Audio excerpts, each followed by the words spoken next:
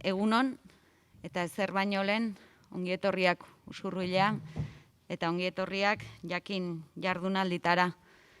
5 urte, bete ditu jada Usurbilgo udala, UEU eta jakinen arteko elkarlanak, eta guk balorazio ezin hobea egiten dugu orain arteko bideaz, emaitza oparoa izan da, bikaina izan da, eta guretzat ohore bada unibertsitate ikastaro bat, edo unibertsitate ikastaro baten kokagune izatea gure herria, ezagutzaren, jakinminaren eta kulturaren topaleku izatea Usurbil, eta nik uste, eta humiltasunez diot, lortu dugula jakin jardunaldia euskal kulturaren mapan kokatzea, eta euskal pentsalarien erreferentziazko hausnarketa gune bilakatzea. Eta lorpen edo arrakasta horren atzean jende askoren lana dago, jende askoren konpromisoa, eragiletza, ilusioa eta kemena dago. Eta oroz gainetik gaur baten aipatzeko lizentzia hartuko dut, Juan Mari Torrealdairena. Uztailaren 31 beteko bai da urtebete Juan Mari joan zitzaigula, eta gizalegezkoa da gaur bere izena eta izana gogora ekartzea. Han eta hemen utzi baitzuen bere arrastoa Juan Marik, eta horien artean, honako egitasmo honetan, ez? 2017an egin genuen 3 erakundeon estraineko jendaurreko agerraldia Usurbilen, hitzarmena iragartzeko, eta antzen Juan Mari Torrealdai, Lorea Agirrerekin batera, jakinen ordezkari, eta egitasmo eder honen sustatzaile gisa, ez? UEUren barruan antolatzen den jakin jardunaldia, Usurbilera ekartzeko arrazoiez mintzatu zen orduan Lorea, eta zioen Usurbil badelako nor gure kulturgintzaren memorian eta iruditerian duen lekuagatik. Eta Juan Marik bere aldetik lankidetza eredugarritzat jo zuen herria eta unibertsitatea, jakintza eta jendea batzeko orduan hilo interesgarria irikitzen zuelako. Juan Mari zendu berritan Lorearen hitzak dira honakoak. Torrealdai taldetasun bat da. Bestekin lankidetzan jarduteko gaitasuna eta egitasmoak, egiturak, beti egiturak sortu arteko honik ez zuela. Oinarriak jartzen, aldamioak altxatzen, hainbat eta hainbat egitasmotan. Eta lehen esan dudan bezala horietako bada, UEU, jakin eta Usurbilgo udalaren arteko lankidetza esparrutik eratorri den jardunaldi hau. Usurbil euskal kulturaren altzo izan zedin nahi zuen, eta uste dut lortu duelakoan nago. Eta gaurko argazkia, aurtengo jardunaldi mamitsu hauek, horren lekuko. Mila esker beraz, eta bihotzez. Usurbil bada nor kulturgintzaren iruditerian, eta bada nor ere ekologiaren iruditerian. Horregatik, guri ere ilusio berezia eragiten digu jardunaldi honetara gaia ekartzeak, eta nola ekarri gainera, ez? Osasunaren eta ingurumenaren zaintza ardatz, hondakinen kudeak eta osasungarri, eta arduratsua jartzen lehen herria izan ginen, eta helburu horretan darraigu Usurbil 00 herri bilaka dadin. Desazkundea beste biderik baden, galdera handiari erantzun nahian, hariko dira 2 egunetan 16 hizlari, 3 ikuspegi uztartuz.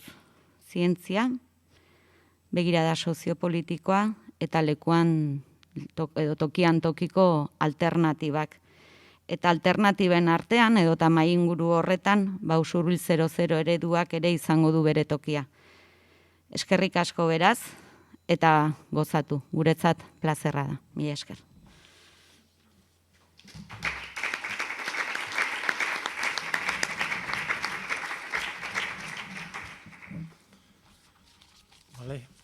Egunon, ongi etorri, eta Udako Euskal Unibertsitatetik nire interbentzio honetan 3 puntu hiru puntu markatu nahi ditut. Lehenengoa azpimarratu nahi dut aurrez aurrek egiten dugula jardunaldi hau eta udako ikastaroak. Euren jardunean online irakaskuntza gero eta presentzia handiago dauka, gero eta importanteagoa da, baina nonbait Euskal Unibertsitatearen inguruan giza komunitate bat sortu nahi badugu, aurrez aurrekoa oso importantea da.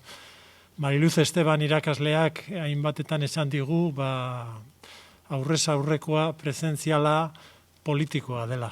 Oso beste eragin maila badaukala. Eta gu badakigu, Udako Euskal Unibertsitatearen zenean funtz horretan, aurrez aurrekoa interdisciplinaritatea oso importantea dela. Presentzia honekin ideien elkartrukea erraztu egiten da. Presentzia honetan irakasle eta ikasleen arteko paperak pixkat lausotu egiten dira. Ikasle bihurtzen da irakaslea bihurtzen da ikasle.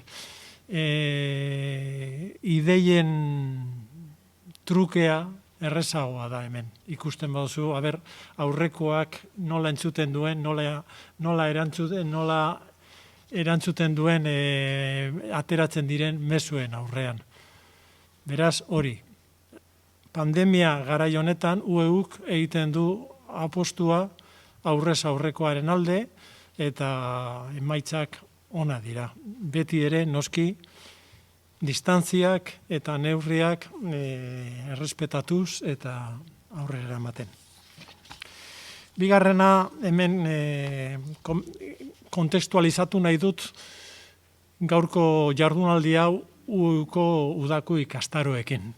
23 eskaintza egin dugu, ja bukatzear dago, eta 23 horietan 5 izan dira jardunaldiak. Jardunaldiak oso ondo dabiltza, balio dute gogo eta aurrera ateatzeko.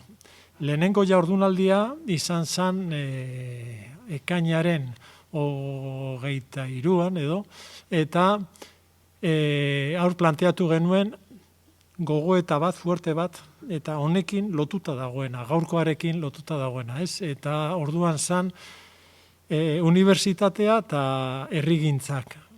Zentzu bietan, herrigintzatik unibertsitatera eta unibertsitatetik herrigintzara.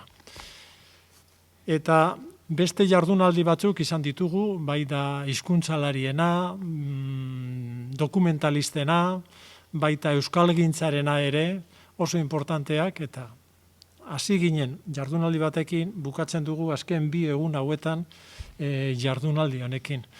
Eta lehenengoan komentatzen genuen bezala, herrigintza eta unibertsitatea, hemen jakinekin biltzen garenean honetan, hori nabaritzen dugu. UEUk hori izan nahi du, herrigintzari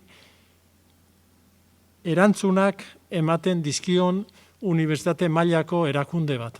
Eta horrelaxe ikusten dugu jakin ere. Eta horregatik diot oso lotuta daudela hasierako eta azkeneko jardunaldian hemen. Iruñean galdetzen genuen, posible da herrigintza, herri erakundeak eta akademia hurbiltzea, bildu daitezke 2 kontzeptu horiek, nola, unibertsitate formalak batzutan baztertzen dute herrigintza, eta guretzat importantea da. Orduan,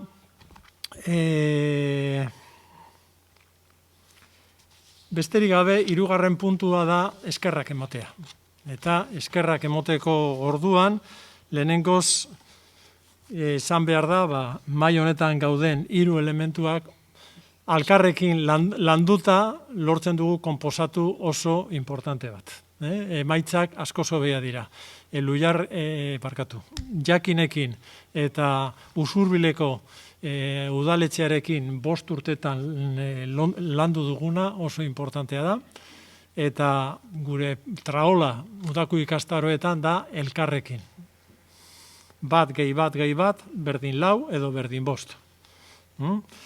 Eta eskerrak eman behar ditugu ere UEUko langile guztiei. 21 langile daude UEUn, eta esker 23 ikastaro jardunaldi hauek aurrera joan dira, eta ikastarora gatozenean bakarrik orduratzen gara entzuteaz eta parte hartzeaz, baina atzetik lan handia dago, eta benetan eskerrek asko bihotzez hau dana egiten duzuelako, eta batzutan ikustezin zaretelako paper horretan.